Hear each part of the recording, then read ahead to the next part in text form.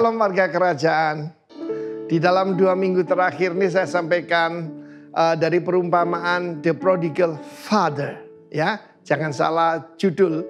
Biasanya The Prodigal Son atau The Lost Sheep, The Lost Coin.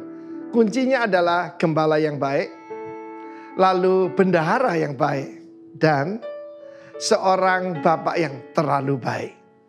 Nah, kan saya sebutkan sebelumnya ada rebellious relationship.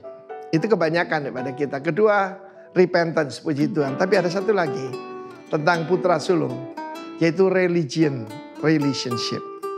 Kita lihat bagaimana tanda-tanda orang ada hubungannya itu religion relationship. Pernah saya sampaikan, religion terdiri dari kata Latin, re itu kembali, ligare. Ligare itu kembali kepada bondage.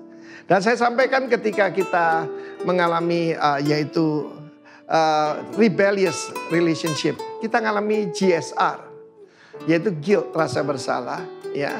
Lalu shame, malu, dan satu lagi rejection, sebetulnya penolakan. Mother Teresa yang mengurusi orang-orang sakit sampai meninggal, dia berkata, the deepest hurt, luka terdalam itu adalah rejection. Tidak ada pada kita yang hampir tidak pernah mengalami rejection ataupun abandonment. Tetapi putra sulung ini ada di dalam rumah. Sudah dalam rumah, saya perhatikan tanda orang dikuasai oleh roh agamawi ini. Tidak tahu terima kasih, saudara. Tidak ngerti apa artinya itu kasih karunia. Dia punya semuanya, dia punya authority, dia punya akses, dan dia punya nama bapaknya. Tapi dia menuduh bapaknya, belum pernah engkau memberikan kepadaku seekor anak kambing untuk aku bersuka cita. Aku melayani engkau, melayani di sana, slaving for you. Bukan cuma jadi orang upahan, tapi jadi budak. Aku memperbudak diriku bagimu. Tetapi engkau belum pernah memberi. Tanda daripada religious spirit adalah do, untuk mengalami sesuatu. Di dalam hubungan bapak dan anak itu done. Apa yang sudah dilakukan Yesus di atas kayu salib. Bukan do. Oh, kamu doanya kurang manjang. Sering kan kalian dengar itu. Banyak doa, banyak berkat. Tidak ada doa, tidak ada berkat. No. Doa itu relationship. Bagaimana hubunganmu dengan dia? Ingat dia secara guyon Gus Dur berkata, yang paling dekat itu orang Kristen. Sebab manggil Bapak. Ya, saya ingat itu. Beliau itu luar biasa, saya kagum sama Gus Dur itu, saudara ya. Tetapi itulah, anak sulung ini tidak menghargai statusnya sebagai putra sang bapak. Dia punya akses. Nah, apa yang aku punya, kamu punya. Bukankah kita patut bersuka cita? Tanda orang agamawi itu tidak ada sukacita. Dia selalu lihat orang lain, saya lebih hebat dari dia. Saya baca Alkitab lebih banyak. Saya lebih banyak mendengarkan seminar-seminar. Merasa dirinya lebih. Seperti anak sulung itu persis. Dan dia, kita lihat di sini, tidak ada terima kasihnya. Tidak ada ucapan syukurnya. Dia ada di dalam rumah. Dia punya akses. Nah, kamu punya akses. Kamu mau lembu yang terbaik, silakan. Kenapa? Lembu Tambun itu dia pikir hanya untuk dia. Soal kepantasan sulit diterapkan pada kita. Ada seorang hamba Tuhan berkata, eksklusif klub satu-satunya di dunia yang berdasarkan ketidakpantasan is the Church of Jesus Christ. Betul, saudara. Kalau kita tahu kita ini pantas, berarti kita belum mengalami kasih karunia Tuhan. Hidup saya penuh dengan sukacita, penuh dengan damai. Sebab saudaraku, saya tidak terkena religion relationship. Yang ada repentance relationship. Mengucap syukur pada Bapa. Kiranya Anda yang mendengar ini semua tidak terkena imbas roh agamawi. God bless you. Amin. Amin. Shalom Bapak Ibu yang kasih Tuhan. Ya, cuacanya mendung ya, tapi semangat kita pasti tetap on fire ya. Amin. Kita siap memberikan yang terbaik buat Tuhan pagi hari ini. Terima kasih Bapak, kami mengucap syukur buat pagi hari ini. Kami percaya Tuhan hadir bersama-sama dengan kami di tempat ini Tuhan. Kami rindu untuk mempersembahkan yang terbaik, pujian dan pengagungan hanya kepadamu Tuhan. Terima kasih sebab Engkau yang sudah memberikan hidupmu untuk kami. Terima kasih Bapa di surga, kami ucap syukur mempersembahkan ibadah pagi hari ini hanya di dalam nama Tuhan Yesus. Amin.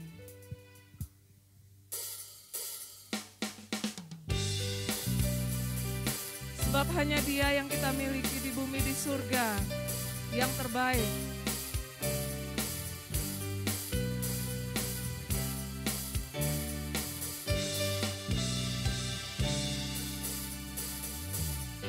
Hanya Kau milikku di surga,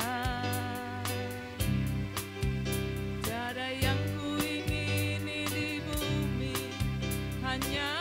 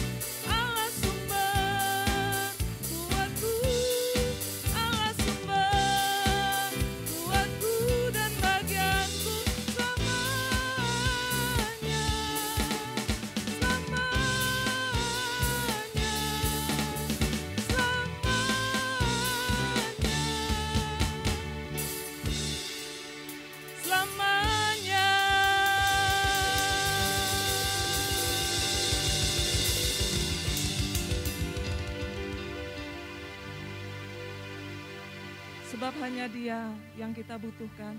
Amin, saudara. Kita perlukan Tuhan dalam hidup kita.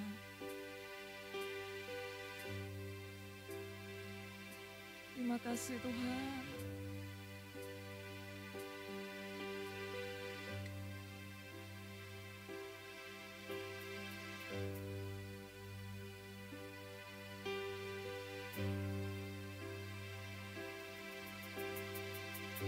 Kemanakah kami mencari kasih sejati?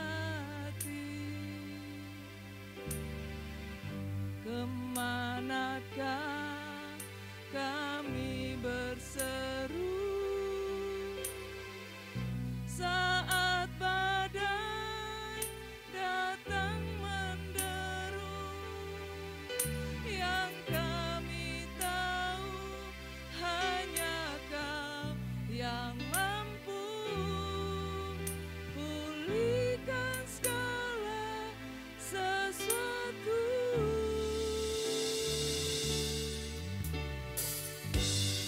Kemanakah kami mencari kasih sejati? Kemanakah kami berseru saat badai datang menderu, yang kami tahu hanya Kau yang mampu pulihkan segala sesuatu. Kami perlukan keajaiban-Mu, kami butuhkan sentuhan tangan-Mu, kami tak dapat jalan sendiri, kami perlukan Tuhan. Setiap kita memerlukan Tuhan dalam hidup kita. Kemanakah kami mencari? Hanya di dalam-Mu Tuhan, kasih yang sejati kami temukan. Yes, Lord.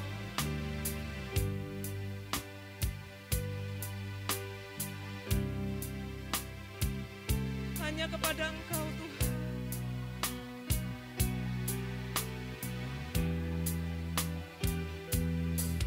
Yang kami tahu hanya Kau yang mampu pulihkan segala sesuatu.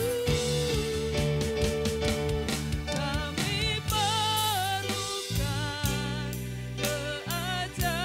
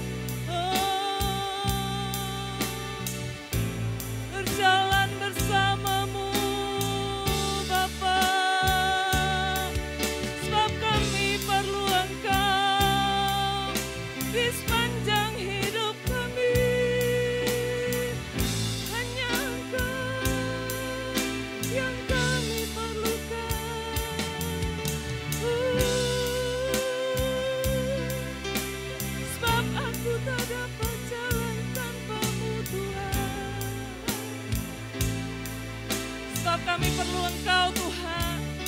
Cari wajah-Nya, cari Dia dengan segenap hati. Hanya Engkau sumber kekuatan, sumber pertolongan kami. Hanya di dalam-Mu, Yesus. Haleluya.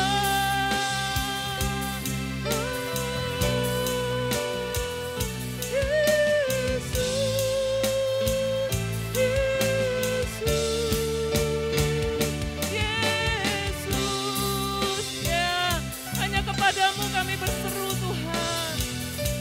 Kasih yang sejati hanya kami temukan di dalam Engkau Tuhan. Engkau yang sanggup memulihkan hidup kami Tuhan. Kami perlu Engkau Tuhan dalam hidup kami.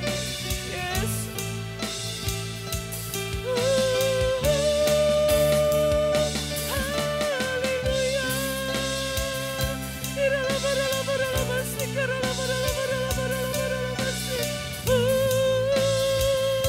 Haleluya.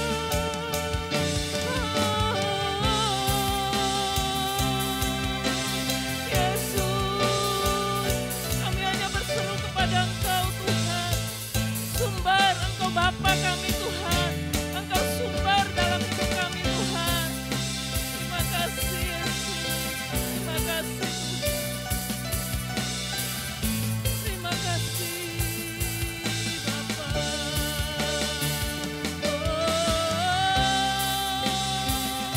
Kami bersyukur. Bapa Engkau baik. Kasih-Mu kekal selama-lamanya Tuhan. Haleluya. Yes, yes Lord. Kami hanya berseru kepada Engkau Tuhan. Sumber pertolongan kami Tuhan. Kasih yang sejati hanya kami temukan di dalam Engkau Tuhan. Terima kasih Yesus.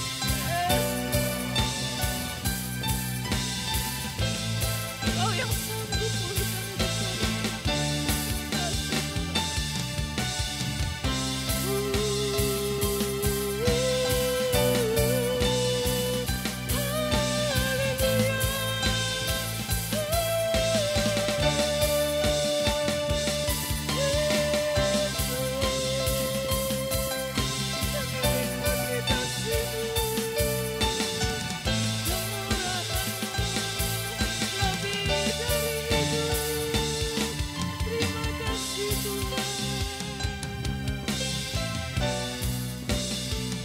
Terima kasih Yesus. Terima kasih Tuhan. Sebab hanya Dia satu-satunya yang patut kita andalkan dalam hidup.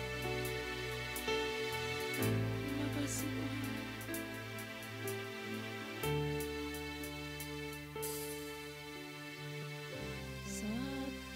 Satu-satunya yang ku andalkan, satu-satunya yang ku percaya. Engkau sumber kekuatan, sumber pengharapan, sumber kedamaian. Satu-satunya yang ku andalkan, satu-satunya yang ku percaya. Ya Tuhan, Engkau Tuhan memberkati, Tuhan menyembuhku, Tuhan pemuliku. Katakan sebab Dia satu-satunya, satu-satunya yang ku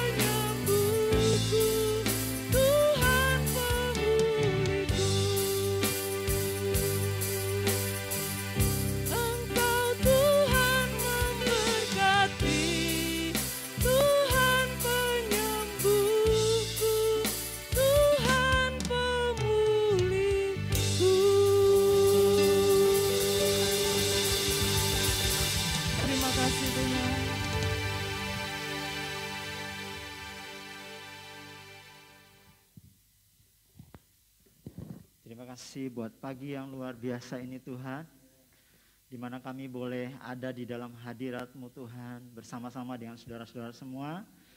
Kami percaya bahwa hikmat Tuhan mengalir di tengah-tengah kami dan membawa kami semakin lebih dalam lagi mengenal Engkau ya Tuhan. Sehingga kehidupan kami semakin hari menghasilkan buah itu tetap dan bermultiplikasi dalam kehidupan kami. Dalam nama Tuhan Yesus Kristus kami berdoa. Amin. Oke, shalom, selamat pagi.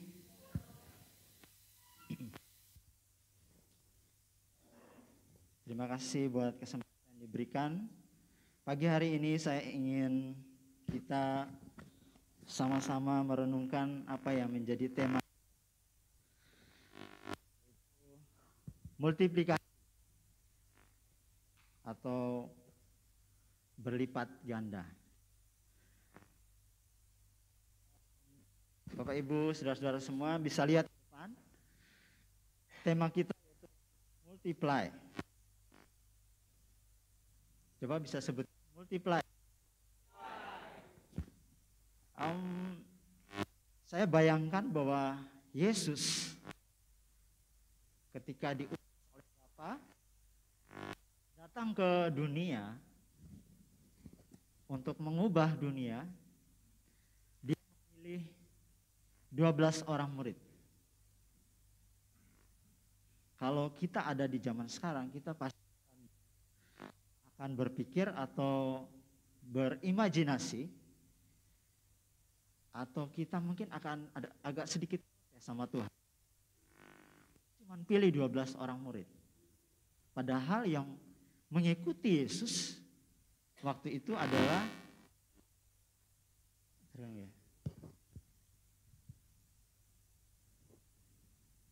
Yang mengikuti Yesus itu ribuan orang. Bahkan ketika kita tahu bahwa waktu Yesus memberi makan 5.000 orang atau 5.000 laki-laki, itu sangat banyak. Tetapi yang dilakukan oleh Yesus berbeda dengan mungkin cara pandang kita hari ini. Hanya 12 orang murid, Yesus mampu mengubah dunia. Kalau kita mau runut sampai ke belakang sana, itu pasti ada murid-murid yang lain, termasuk kita di sini. Amin. Dahsyat. Nah, sekarang kita lihat apa sih cara berpikirnya Tuhan ketika kita belajar tentang multiplikasi. Multiplikasi itu berbeda dengan bertambah. Kalau bertambah, buah mangga, Bapak Ibu familiar sama buah mangga. Buah mangga ini ditanam, lalu kemudian berbuah,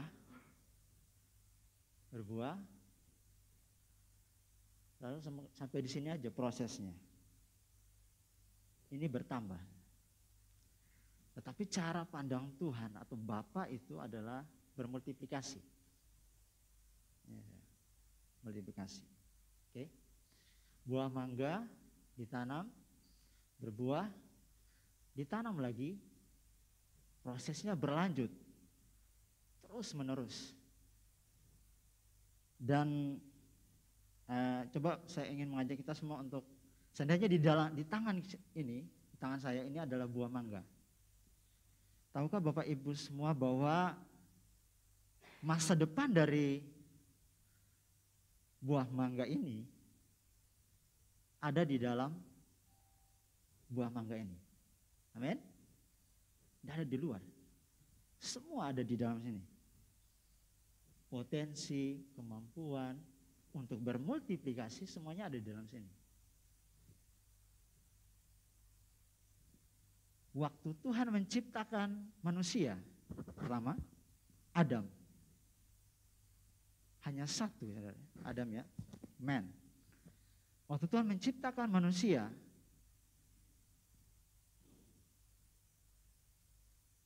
lalu di dalam kejadian pertama kan Tuhan punya grand design. Lalu di kejadian kedua, itu bagaimana Tuhan secara detail menciptakan Adam dari tanah ya. Lalu dia hembuskan nafas dan jadilah manusia. Saya bisa minta tolong Pak Riki ya. Pak Riki bisa maju ke depan ya. Ini contoh Adam. Ya, Adam ganteng ya. Kalau seandainya Adam itu adalah Pak Riki, pasti matanya agak sedikit sipit ya. Nah itu ya. Tapi ini ilustrasi, contoh. Waktu Tuhan ciptakan Adam, ini keren banget kalau kita renungannya di sini, supaya bisa videonya. Nah, waktu Tuhan ciptakan Adam, Tuhan bilang tidak baik kalau dia itu seorang diri, alone. Alone itu all in one. Jadi semua manusia itu ada di dalam Adam. Kenapa di dalam Efesus itu Tuhan ciptakan sebelum dunia dijadikan, Tuhan telah menciptakan kita. Artinya di dalam kehidupan Adam itu sudah ada di dalam kita, di dalam ini. Makanya Tuhan bilang tidak baik seorang diri itu sendiri, alone, all in one, dalam satu. Lalu Tuhan ambil bagian daripada rusuk Adam, lalu kemudian Tuhan mulai membuat kreasi. Tuhan mulai dengan Adam dan Hawa.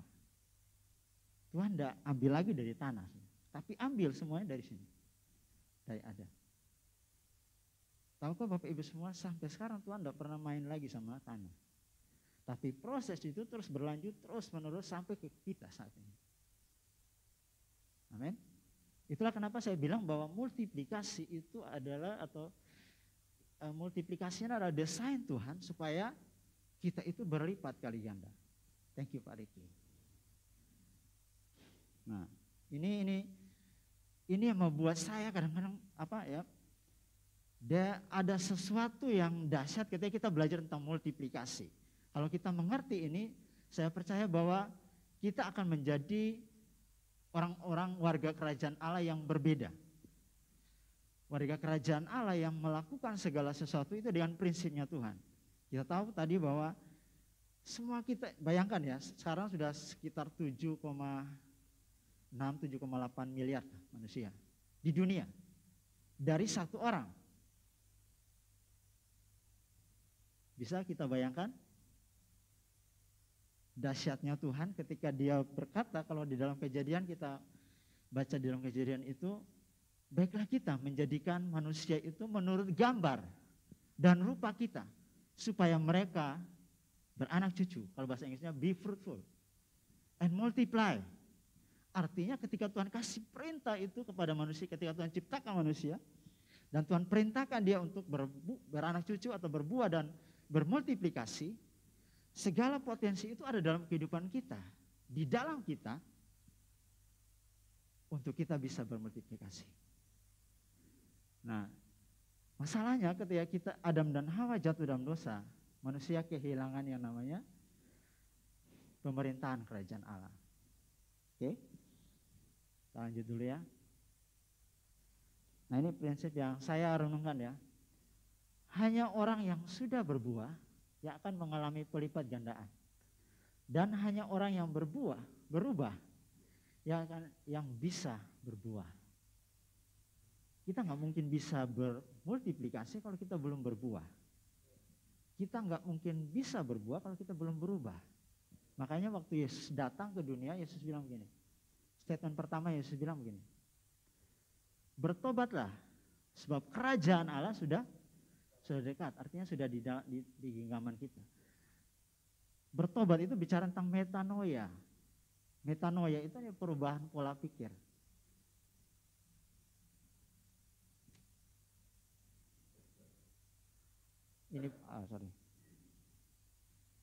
Berubah, berbuahnya harus tetap berlipat kali ganda. Nah, saya bilang tadi semua potensi itu ada di dalam kehidupan kita.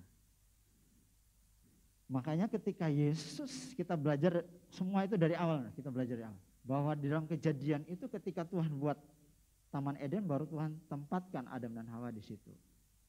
Eden itu bukan bicara tentang tempat, tapi bicara tentang the presence of God, atau hadirat Allah. Jadi kita manusia itu ternyata ketika Tuhan mendesain kita dengan segala potensi ini, Tuhan tempatkan kita di dalam hadiratnya. Kalau kita biji mangga, kita punya biji mangga, kita taruh di atas meja ini atau mimbar ini. 1 tahun, 2 tahun, 3 tahun, 10 tahun, bahkan beratus-ratus tahun dia akan menjadi hanya 1 biji mangga. Kalau kita biarkan pasti biji mangga itu rusak. Tetapi ketika biji mangga itu ditanam di dalam tanah, dia akan mulai proses namanya pertumbuhan dan bertumbuh. Sama seperti kita Bapak Ibu Saudara semua, ketika kita ada di dalam hadirat Tuhan, sama seperti biji mangga itu, kita akan mengalami proses pertumbuhan, perubahan tadi, berbuah tetap dan bermultiplikasi. Kenapa Tuhan tempatkan kita di Taman Eden? Itu bicara tentang spot of the presence. Artinya bicara tentang hadirat Allah. Kita punya koneksi sama hadirat Tuhan. Oke, sistem pendukung perubahan dalam kehidupan kita. Nah, makanya agak kita mulai mundur sedikit. Yang pertama adalah perenungan firman Allah terus menerus secara konsisten. Kenapa? Karena di dalam firman Tuhan itu terdapat kuasa perubahan yang sangat dahsyat. Ketika kita dalam hadirat Tuhan, kita penting untuk menginput diri kita dengan firman Tuhan.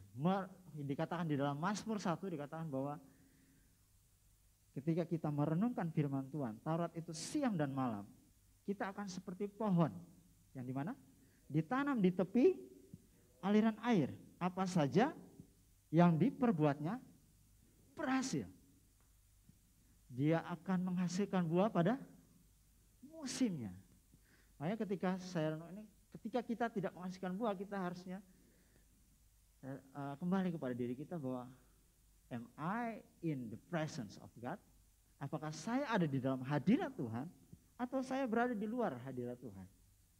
Karena ketika kita bicara tentang hadirat Tuhan, bukan bicara, oh enak ya, dingin, wah luar biasa. Jauh daripada itu. Cara pandang Tuhan, ketika kita ada dalam hadirat Tuhan, Tuhan bilang, be fruitful, be multiply, subdue, berkuasalah, have dominion. Atas apa? Ikan-ikan di laut, burung-burung di udara, dan segala binatang yang merayap di bumi. Sudah tahu bahwa itu mandat yang powerful ketika Allah menciptakan kita. Dan ketika kita memahami ini, mengerti ini, saya pikir kita di mana aja, dampaknya akan sangat powerful. Entah di tempat pekerjaan kita, di sekolah kita, bisnis kita, di sekolah kita, dimanapun. Kualitas itu ada dalam kehidupan kita. Yang kedua, tertanam di dalam KM atau komunitas. Saya lahir dari keluarga Kristen, tetapi saya mengalami kehidupan yang berbuah atau bermultiplikasi itu di sini. Tadi sudah kita lihat contoh bahwa Yesus pilih 12 orang murid. Paulus punya seorang murid, anak rohani namanya Timotius. Lalu kemudian Timotius mengajarkan orang yang setia dan orang yang setia itu mengajar orang lain. Disinilah terjadinya multiplikasi. Nah, multiplikasi ini tidak bisa diterjemahkan dengan pola pikir kita atau cara pandang kita atau maunya kita, tetapi dengan cara pandangnya Allah. Oke, ketika Allah menciptakan manusia, Ia memberikan, kita baca sama-sama yuk, 1, 2, 3. Ketika Allah menciptakan manusia, Ia memberikan sebuah tugas, perintah pada manusia, yaitu melipat gandakan manusia. Tugas ini adalah sekaligus merupakan sebuah prinsip. Gak bisa enggak? Karena ini terbangun dalam kehidupan kita. Sama seperti tadi itu, buah mangga itu kalau ditanam, saya kalau pegang satu buah mangga, Bapak Ibu, di dalam buah mangga itu, dalam pandangannya saya atau dalam pandangannya Tuhan, itu hutan mangga. Halo? Ketika dia ada di sini ya, ini tanah yang subur, maka proses multiplikasi itu akan berjalan dengan sendirinya. Ketika dia ada di lingkungan, ini bukan gedungnya, di tanah. Misalnya kayak gambarannya. Ketika kita ada di dalam hadirat Allah, proses multiplikasi itu secara alami akan terjadi dalam hidup kita. Saya renungkan bahwa tadi kita lihat bahwa bukan masalah 12 orang murid atau 1 orang murid yang Paulus, tetapi prinsip itu terjadi dalam kehidupan kita secara otomatis. Yang penting kita setia dalam hal-hal yang kecil. Nah, Allah memberkati mereka, lalu Allah berfirman kepada mereka, beranak cuculah dan bertambah banyak, penuhilah bumi, taklukkan itu, berkuasa atas ikan-ikan di laut, burung-burung di udara, dan atas segala binatang yang merayap di bumi. Ada manusia di situ. Kita tidak didesain untuk berkuasa atas manusia. Ini prinsipnya Allah. Kita didesain untuk memberdayakan manusia atau sesama kita. Kita tidak didesain untuk berkuasa. Jadi kita ketika ada sebagai pemimpin, entah itu pemimpin KM atau pemimpin jemaat, kita tidak punya otoritas untuk menguasai anggota KM, tetapi kita berdayakan. Oke, lanjut ya. Nah, rahasia kerajaan Allah ketika saya belajar tentang ini, itu di dalam Matius 13 ayat 11 sampai 23. Kalau kita ingat, Yesus bicara tentang penabur, perumpamaan tentang penabur.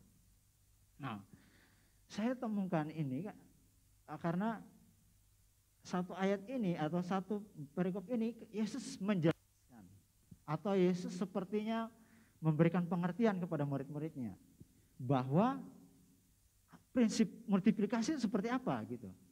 Ada yang 100 kali lipat, ada yang 60 kali lipat, ada yang 30 kali lipat. Nah, di dalam itu, di dalam ayat ini atau dalam perikop ini, yang pertama terjadi ini proses ayat 19, kalau Bapak Ibu semua nanti baca di rumah. Ada orang yang mendengar firman kerajaan surga itu tetapi tidak mengerti. Ini Yesus bicara tentang kerajaan Allah. Perumpamaan ini Yesus detailkan. Kita harus bersyukur bahwa pada zaman kita saat ini Yesus kita bisa baca ya dalam bentuk teks saat ini. Mendengar firman kerajaan tetapi tidak mengerti, lalu dicuri oleh iblis. Itu bisa tentang tanah yang ada di pinggir jalan. Kemudian yang kedua, Yesus mendengar, menerima dengan gembira. Wah, keren banget. Mungkin kita bilang, bagus banget firman-Mu Tuhan. Keren banget hamba Tuhan itu, dahsyat banget firman Tuhan. Gembira banget menerima firman Tuhan itu dengan gembira. Tetapi tidak berakar, tahan sebentar aja. Lalu datanglah penganiayaan karena firman itu, lalu namanya murtad. Nah, yang ketiga, ini tanah yang kedua ini tanah yang berbatu-batu. Yang ketiga, kekhawatiran dan tipu daya kekayaan. Siapa sih yang nggak pernah khawatir? Pasti, apalagi ibu-ibu ya, pasti khawatir. Aduh, ini nggak bisa jalan-jalan ini ya, kayaknya Jokowi mau tutup penyeberangan semua ini. Saya ini sudah rencana mau belanja ini, belanja itu gitu ya. Tapi, nah itu khawatir. Bapak-bapak senang kan, puji Tuhan. Istri saya nggak kemana-mana gitu, di rumah saja gitu ya. Tetapi sekarang karena sudah aplikasi online, mallnya kembali sudah di sini. Waduh, berarti suami-suami mulai berpikir lagi bagaimana supaya istri saya nggak otak-atik di situ ya. Oke, itu intermezzonya. Nah, kekhawatiran atau tipu daya kekayaan itu menghimpit firman Tuhan. Semua kita pasti kan pengen kaya gitu ya. Tapi firman Tuhan mengingatkan kita bahwa karena mengejar kekayaan itulah kita kadang-kadang jatuh dalam dosa. Tuhan tidak menentang kita untuk jadi kaya. Justru Tuhan itu atau Bapa itu pengen kita jadi kaya. Ya. Yang terakhir, ini dahsyat banget. Yesus waktu saya baca ini keren. Yesus mendengar di ayat 23 kalau Bapak Ibu baca. Orang yang mendengar firman kerajaan Allah itu dan mengerti. Tidak disebut di situ dia itu doa puasa 40 hari. Doa puasa Esther 3 hari. Bukan masalah doa ya. Tetapi prinsip. Saya bilang. Sesuatu yang prinsip banget ketika Yesus ajarkan tentang perumpamaan, tentang multiplikasi. Dan kalau kita praktekkan ini dalam kehidupan kita, multiplikasi itu Yesus bilang pasti terjadi. Jaminannya 100%. Garansi. Wow, keren. Mendengar firman kerajaan itu dan mengerti. Kenapa kadang-kadang ketika kita sudah terima Tuhan Yesus dahsyat, tetapi kita nggak mengalami multiplikasi. Waktu kita di KKR terima Roh Kudus, kita mungkin loncat-loncat, mungkin kita tertawa atau kita, tetapi kenapa kita nggak jadi bermultiplikasi? Saya renungkan bahwa ternyata ketika kita dengar firman Tuhan itu kita nggak mengerti. Yang kita pahami itu dengan cara pandang kita, bukan dengan cara pandangnya Tuhan. Next. Amsal 4 ayat 7. Wisdom is the principal thing. Therefore, get wisdom. And with all get understanding. Yang prinsip banget itu hikmat. Oleh karena itu, perolehlah pengertian. Kalau kita nggak mengerti, kalau kita nggak mengerti istri kita atau suami kita, pasti kita akan gampang cekcok. Betul nggak ya? Kalau saya nggak mengerti istri saya, pasti maksud istri saya A, saya akan berpikir B.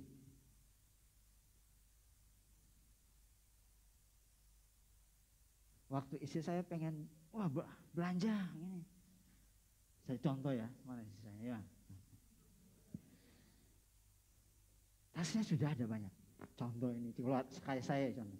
Tasnya sudah ada 1, 2, 3, 4. Kayak gitu.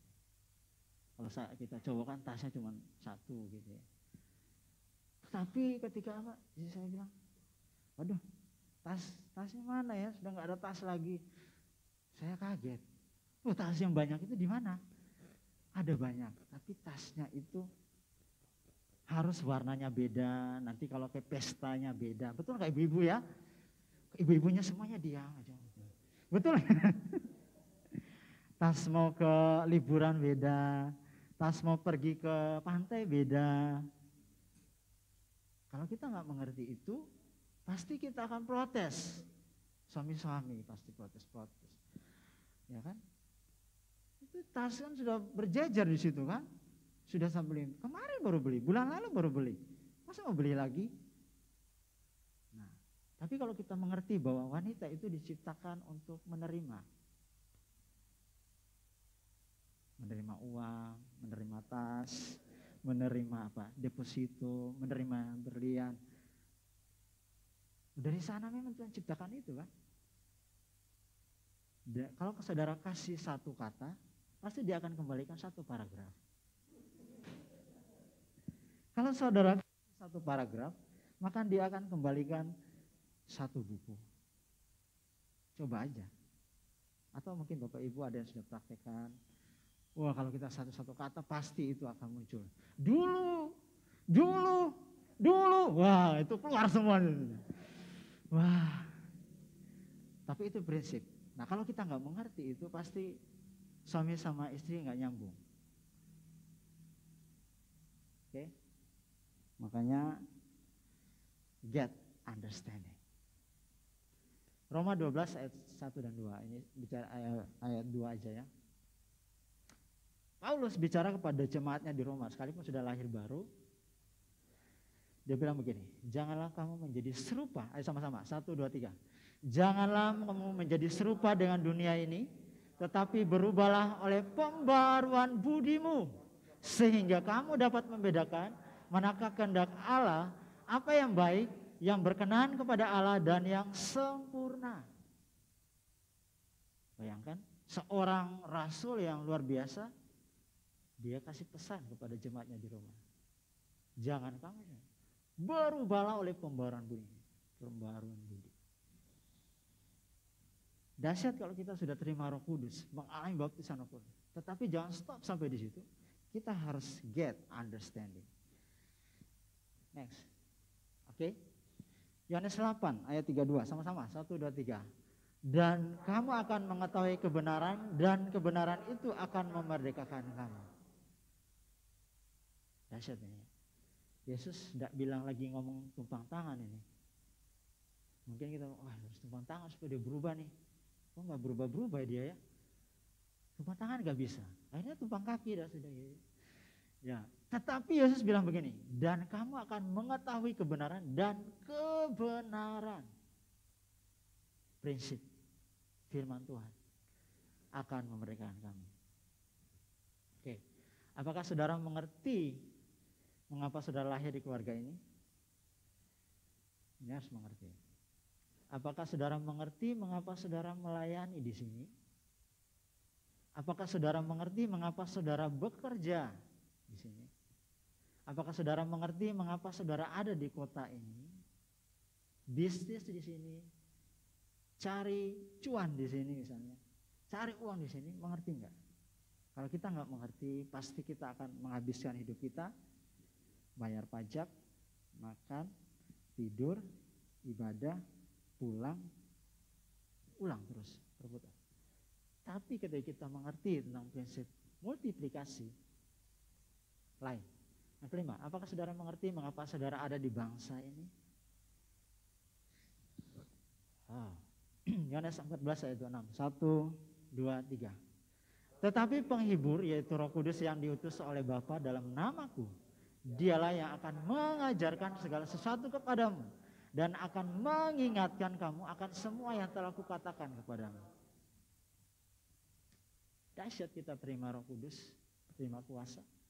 Tetapi Yesus lagi bicara sini. Roh Kudus datang untuk mengajar, bukan khotbah ini. Jadi ini dalam banget ya kalau kita renungkan ini. Mengajarkan segala sesuatu kepadamu dan mengingatkan. Kadang-kadang kita lupa. Oh ya, firman Tuhan yang kita dengar kadang-kadang kita lupa. Tapi Roh penghibur, Roh Kudus itu akan mengajar kita. Mungkin ketika kita lagi atur barang, atau kita lagi jualan, atau kita lagi ngajar, fungsi Roh penghibur, Roh Kudus itu akan membawa kita supaya kita kembali kepada jalurnya Tuhan, bermultiplikasi. Grand design-nya ini dari Tuhan. Berfirmanlah Allah, baiklah kita menjadikan manusia menurut gambar dan rupa kita. Coba kita garis bawahi gambar ya. Gambar itu bisa tentang karakteristik. Karakternya Tuhan. Dan juga rupa ini bicara tentang fungsi. Kita menjadi berfungsi seperti Allah. Kita punya karakter seperti Allah. Makanya kursi yang Bapak Ibu duduk saat ini itu hasil dari karakteristik Allah di dalam Sang Pencipta kursi itu. Kursi sekarang kan beda-beda ya. Itu ide dan kreativitas yang Tuhan tanamkan di dalam kehidupan seorang tukang untuk menghasilkan sesuatu, untuk memultiplikasikan sesuatu sehingga kita bisa duduk dengan nyaman saat ini. Oke. Yesus di dalam Kisah Para Rasul 1 ayat 3. Sama-sama kita baca, bisa baca ya. 1, 2, 3. Kepada mereka ia menunjukkan dirinya setelah penderitaannya selesai. Dan dengan banyak tanda ia membuktikan bahwa ia hidup. Sebab selama 40 hari ia berulang-ulang menampakkan diri dan berbicara kepada mereka tentang kerajaan Allah. Gak ada lain. Kingdom of God, bicara tentang kerajaan Allah. Waktu datang, Yesus bicara kerajaan Allah. Waktu dia setelah bangkit, 40 hari gak ada yang Yesus ajarkan apa-apa. Dia gak ajarkan waktu aku ada 3 hari dalam kubur. Wah, aku berkelahi, aku gak ada. Lawan iblis. Aku rebut kunci kerajaan maut. Enggak. Yesus bicara tentang kingdom of God. Yang ketiga, bicara tentang Yerusalem baru. Wahyu 5 ayat 10. Dan engkau telah membuat mereka menjadi satu kerajaan dan menjadikan mereka imam-imam bagi Allah kita, dan mereka akan memerintah sebagai raja di bumi. Ini masa depan kita. Kalau kita lihat belajar sekarang tentang teknologi, pasti kita akan, waduh, bagaimana dengan anak saya ya? Nanti kalau seandainya berhadapan sama chip, bagaimana ya?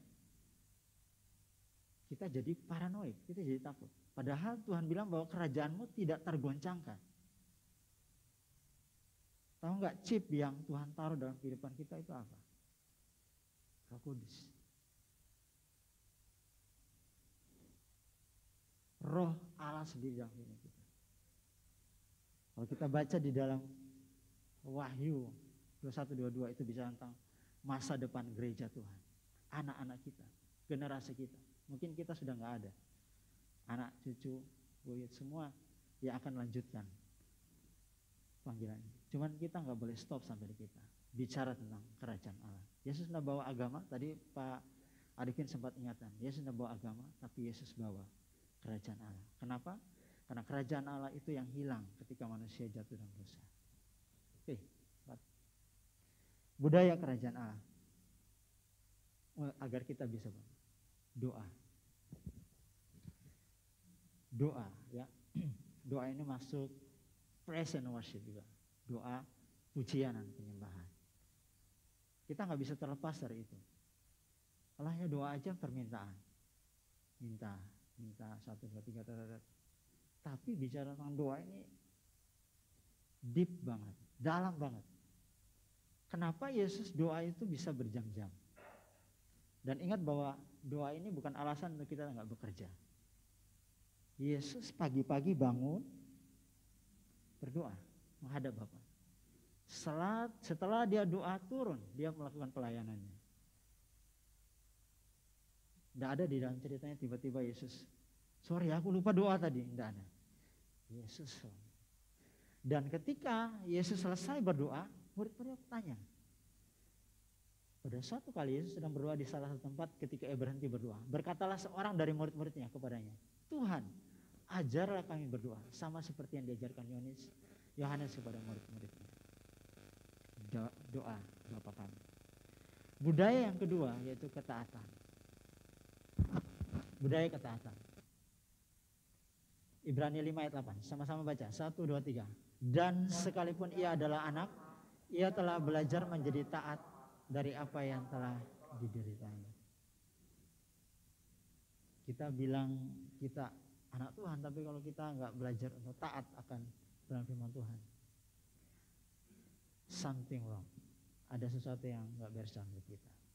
Jadi Yesus ketika ada dia belajar, dia nggak belajar apa-apa, belajar menjadi taat. Ini budaya kerajaan Allah. Yang ketiga, manajemen. Ini budaya kerajaan Allah. Jadi bukan mengalir tanpa arah dan tujuan, tapi dengan manajemen. Lukas 16 ayat 12. Dan jikalau kamu tidak setia dalam harta orang lain, siapakah yang akan menyerahkan hartamu sendiri kepadamu? Ketika kita dikasih kepercayaan, ternyata Tuhan itu selalu memulai dengan harta orang lain. Harta orang tua mungkin, atau warisan. Tapi ketika kita nggak setia di dalam hal itu, Tuhan bilang ini, siapakah yang akan menyerahkan hartamu sendiri kepadamu? Ada bagian dalam itu. Warisan yang memang itu bagiannya kita. Oke, itu bicara manajemen. Yang terakhir, hubungan. Tadi sempat di sharing sama Pak Arif. Hubungan. Semua ini bicara tentang budaya hubungan. Relationship. Efesus 5 ayat 32. 1, 2, 3. Rahasia ini besar, tetapi yang aku maksudkan ialah hubungan Kristus dan jemaat. Semua kita datang ibadah seperti ini luar biasa, guys. Tetapi kalau kita nggak punya hubungan sama Sang Sumber, saya pikir kita akan sia-sia duduk lalu kemudian pulang dan selesai. Tetapi ketika kita mengerti bahwa semua yang Tuhan mau dalam kehidupan kita itu bicara tentang hubungan ini. Ketika kita doa, ketika kita menyembah Tuhan, ketika kita main musik atau apa, ketika kita bekerja, kita tahu kita lagi terkoneksi sama Tuhan. Supaya apa? Multiply. Oke, kita berdoa buat pagi hari ini. Terima kasih, kami bersyukur buat pagi yang luar biasa ini Tuhan. Kami mengerti bahwa hidup kami didesain dan diciptakan Tuhan untuk bermultiplikasi. Karena ketika kami ada dalam hadirat Tuhan, masalah tidak lagi menjadi masalah dalam kehidupan kami. Namun itu menjadi kesempatan bagi kami untuk kami melakukan lebih daripada apa yang saat ini kami lihat. Karena apa yang kami lihat saat ini adalah sementara. Namun yang tidak kelihatan itulah kekal, yaitu kerajaan Allah terjadi dalam kehidupan kami. Di tempat pekerjaan kami, di studi kami, di bisnis kami, dimanapun kami berada, kerajaan Allah itu ada dalam kehidupan kami. Karena Roh Kudus, Roh yang menghibur kami, yang mengajar kami, mengingatkan kami, bukan di luar lagi, tetapi di dalam hidup kami. Sehingga transformasi itu terjadi melalui kehidupan kami. Multiplikasi itu terjadi dalam kehidupan kami. Kami mau melihat generasi kami ya Tuhan, anak cucu kami Tuhan, mereka juga mengalami apa yang seperti kami alami. Memerintah di bumi, berkuasa di bumi Tuhan. Sampai kedatangan yang kedua kali, kami tetap melihat bahwa generasi kami tidak pernah meminta-minta, namun mereka adalah orang yang selalu menyalurkan berkat dimanapun mereka berada. Terima kasih buat kebenaran firman Tuhan hari ini. Biar kebenaran ini memerdekakan setiap kami. Dalam nama Yesus Kristus kami berdoa. Amin. Terima kasih.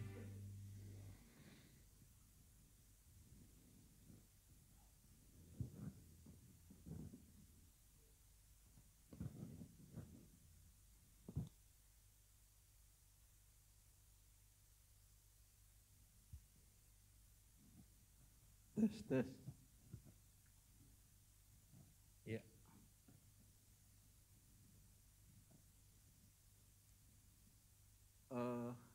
Sebelum kita terima perjamuan kudus, mungkin ada yang belum menerima roti dan anggur ini.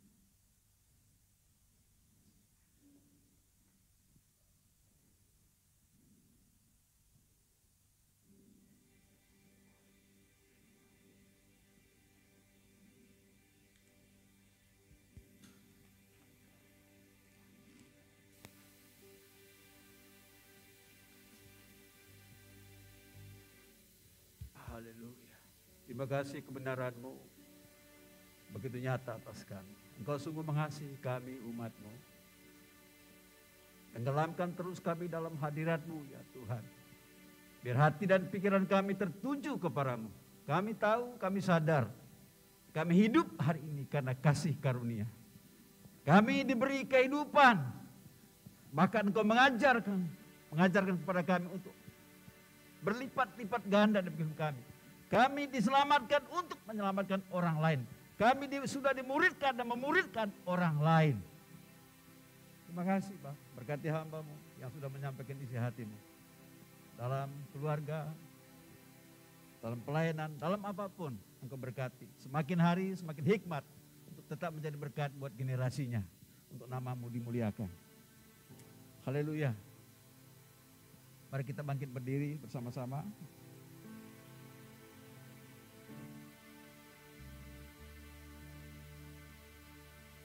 Haleluya.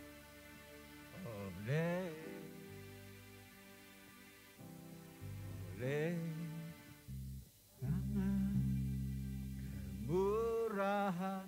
Kita hidup hari ini karena kemurahan Tuhan.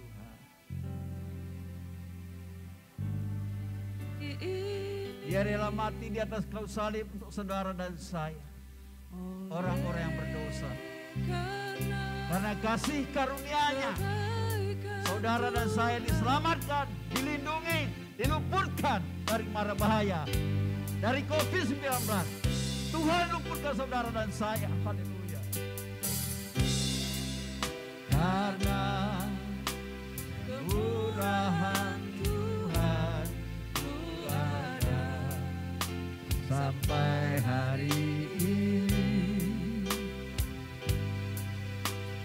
Oleh karena kebaikan Tuhan, janji-Mu terjadi bagiku. Sembah Kau Tuhan, ku mengangkat tanganku, selamanya Kau ajaib bagiku. Ku sembah Kau Tuhan, ku mengangkat wajahku, selamanya Kau hebat bagiku. Oh, oh, oh, ku sembah Kau Tuhan, ku mengangkat tanganku, selamanya Kau ajaib bagiku. Haleluya, ku sembah Kau Tuhan, ku mengangkat wajahku, selamanya Kau hebat bagiku. Selamanya, selamanya Kau hebat bagiku. Selamanya Kau hebat bagiku. Sebelum kita menerima tubuh dan darah Tuhan Yesus, terlebih dahulu saya membacakan firman Tuhan. Sebab apa yang telah kuteruskan kepadamu, telah aku terima dari Tuhan, yaitu bahwa Tuhan Yesus pada malam waktu ia diserahkan mengambil roti. Dan setelah itu ia mengucap syukur atasnya, ia memecah-mecahkannya dan berkata, inilah tubuhku yang diserahkan bagi kamu. Perbuatlah ini menjadi peringatan akan aku. Demikian juga ia mengambil cawan sesudah makan, lalu berkata, cawan inilah perjanjian baru yang dimeteraikan oleh darahku. Perbuatlah ini setiap kali kamu meminumnya menjadi peringatan akan aku. Sebab setiap kali kamu makan roti dan minum cawan ini, kamu memberitakan kematian Tuhan sampai ia datang. Jadi barang siapa dengan cara yang tidak layak makan roti atau minum cawan Tuhan, ia berdosa terhadap tubuh dan darah Tuhan. Haleluya. Oleh sebab itu sebelum kita makan roti, inilah tubuh Tuhan. Mari kita mungkin hari-hari yang telah kita lalui sering melanggar firman Tuhan. Apakah pikiran kita, pendengaran kita, penglihatan kita, atau motivasi kita itu dosa di hadapan Tuhan. Mari kita minta ampun kepada Tuhan. Sebab yang tahu hidup ini hanya Tuhan dan diri kita sendiri. Ini kami umat pilihan-Mu Tuhan. Kalau ada hal yang tidak berkenan di hadapan-Mu sebelum kami menerima tubuh dan darah, ampuni kami ya Tuhan. Ampuni kami. Karena Engkau terus mendidik kami untuk menjadi, tujuan kami terakhir menjadi sempurna seperti Engkau. Menuju ke sana. Boleh ada hal yang tidak berkenan, ampuni kami. Terima kasih Bapak dan Saudara. Kami percaya atau kami minta ampun kepada-Mu. Engkau tidak mengingat lagi dan Engkau melupakan. Karena Engkau Bapa yang baik. Mari angkat roti di atas kepala kita. Saudaraku yang dikasih dalam Tuhan. Bukankah roti yang kita angkat di atas kepala kita ini merupakan persekutuan intim bersama tubuh Tuhan Yesus? Amin. Mari kita makan dalam nama Yesus.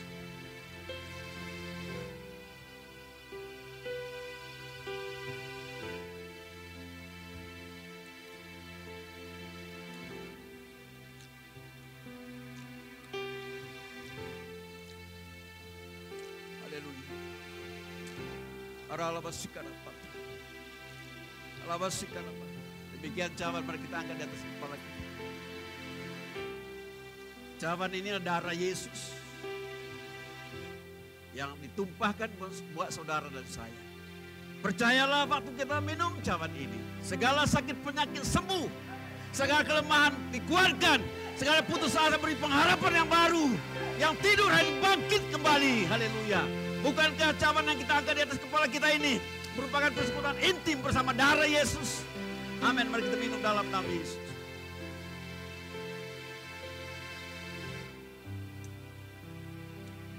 Mari kita sembah. Haleluya.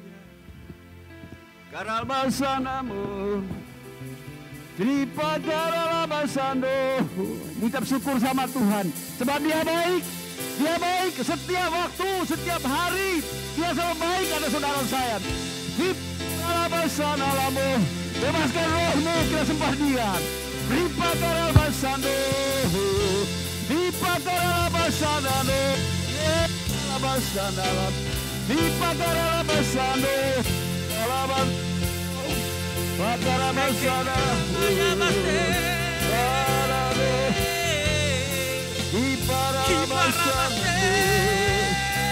para salamu, di para basana, di para basana,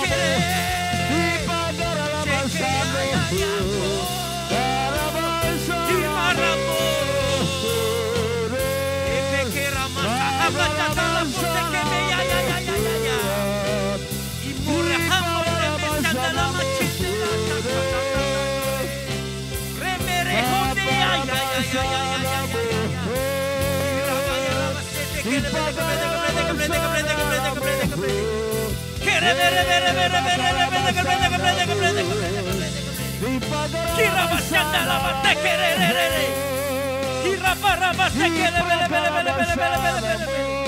Terima kasih Tuhan atas setiap keputusan, atas setiap musim dan waktu yang telah Kau singkapkan buat kami Tuhan. Haleluya. Dan kami tahu Tuhan, kami mau berkata, diberkatilah Engkau Tuhan yang menciptakan alam semesta ini. Engkau yang telah menciptakan setiap perjalanan buat kami Tuhan. Engkau yang telah menciptakan perjalanan buat gereja ini Tuhan.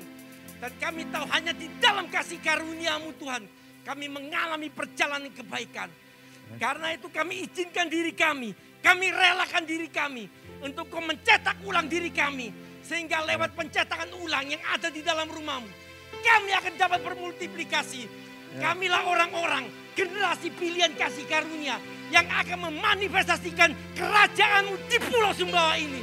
Karena lewat kehadiran kami sebagai gereja Tuhan, maka kamilah orang-orang yang membawa radiasi Kristus.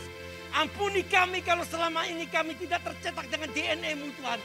Ampuni karena kami telah membawa benih dosa Tuhan. Tapi pagi hari ini kami tahu Tuhan, kami adalah orang-orang yang tercetak dengan DNA Kristus. Sehingga kami berdiri atas setiap fondasi kebenaran. Dari fondasi kebenaran akan membawa bahkan buat gereja ini. Izin gereja ini akan keluar. Dana gereja ini akan tercukupi di dalam nama Yesus. Sehingga gereja ini akan memenuhi tujuan Tuhan. Dan kami tahu karena lewat gereja ini akan lahir generasi yang dahsyat. Generasi yang memanifestasikan kepenuhan Kristus. Generasi akan memanifestasikan kasih karunia Allah. Dan lewat gereja ini pula, maka Sumbawa akan mengalami kesuburan, kemakmuran. Sumbawa akan mengalami sebuah tatanan dari kerajaan-Mu Tuhan. Dan hukum-hukum kebenaran dimanifestasikan akan Pulau Sumbawa. Karena nama-Mu yang besar, nama yang telah memulihkan setiap kami. Nama yang membawa kebenaran buat setiap kami. Nama yang akan membawa pemulihan segala sesuatu terjadi. Karena dengar jemaat Tuhan, ketika Engkau menjadikan Tuhan sebagai satu-satunya penerang abadi, maka ini akan terjadi setiap hari-hari duka cita, hari-hari kekalan, hari-hari perkabungan telah berakhir. Dan kami masuk sebagai generasi, sebagai hari yang telah dijadikan Tuhan, yaitu generasi yang mengalami shalom, generasi yang mengalami sukacita, dan kemenangan besar akan benar-benar diterima oleh setiap kami yang terhubung dengan GBROK Sumbawa. Karena itu dengan hati yang mengasihi Tuhan, kami mau memberikan persembahan umum dan persembahan misi dengan hati yang mengasihi Tuhan, dengan pengertian di dalam nama Yesus. Amin.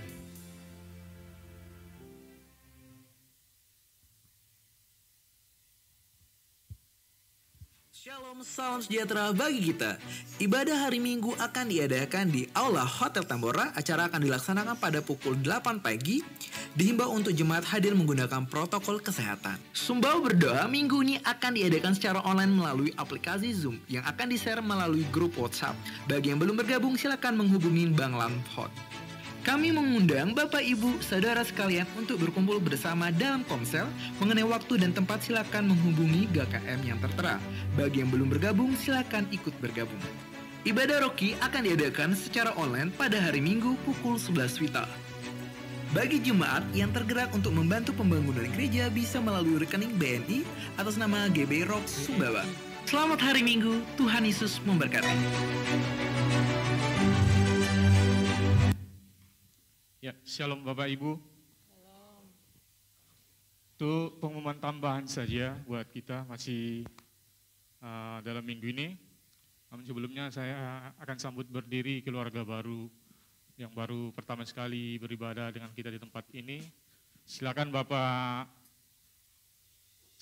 Riko, saudara dari Bapak Riki, Rifan, beserta keluarga. Selamat datang, selamat berlibur atau mau tinggal di Sumbawa lagi bersama Bapak Riki juga. Selamat datang, Tuhan Yesus memberkati. Dan untuk yang berikutnya kami menggugah kembali Bapak Ibu untuk menabur. Karena masih lahan taburan masih terbuka untuk kita semua, yaitu untuk membantu dalam penggalangan dana panitia Pesparawi yang akan dilaksanakan di Yogyakarta Juni 2022. Dan Kota Sumbawa mewakili NTB Vokal Group dari Sumbawa untuk Pesparawi Nasional di Jogja tahun 2022.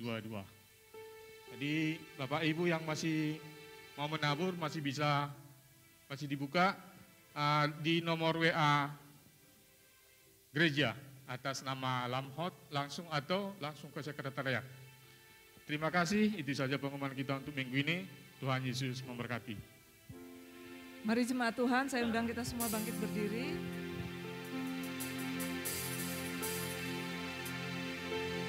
Layak dipuji disembah, Kaulah yang bertata dulu, sekarang dan selamanya.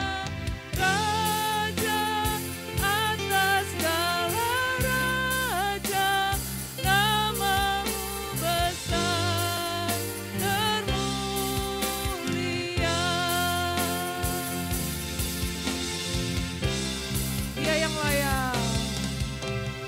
Layak dipuji disembah, Kaulah yang bertata dulu, sekarang dan selamanya. Raja atas segala raja, namamu besar termulia. Namamu besar termulia. Namamu besar termulia.